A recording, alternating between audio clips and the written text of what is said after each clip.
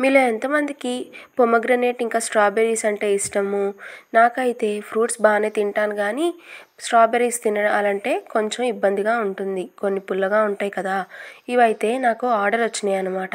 అయితే స్ట్రాబెర్రీస్ ఇంకా ఇష్టం ఉన్న వాళ్ళకే కాకుండా ఇష్టం లేని వాళ్ళు కూడా తినేటట్టుగా ఒక చిన్న ట్విస్ట్‌తో ఇలా చాక్లెట్స్‌ని అయితే ప్రిపేర్ చేసుకున్నాను.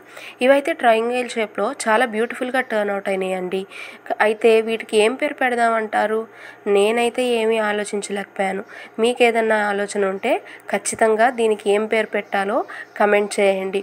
ఇవైతే ఎంత టేస్టీగా ఎంత బ్యూటిఫుల్గా ఉందో పిల్లలు కూడా చక్కగా తింటారు. ఎందుకంటే చాక్లెట్ ఉంది కదా! ఆ ట్విస్ట్‌తో మనం పిల్లలకు చక్కగా హెల్తీ ఫుడ్‌ని అయితే ఇచ్చేసేయొచ్చు. ఇవైతే నాకు 100 పీసెస్ ఆఫ్ పొమోస్ అలాగే 100 పీసెస్ ఆఫ్ స్ట్రాబెర్రీ చాక్లెట్స్ అయితే వచ్చిందనమాట ఆర్డర్.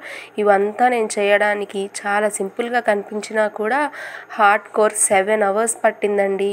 Can you imagine? ఏ పని చేసుకోకుండా 7 అవర్స్ కంటిన్యూస్గా దీని మీదే కూర్చుంటే ఇవంతా రెడీ అయినాయి అనమాట. నచ్చితే లైక్ చేసి షేర్ చేసి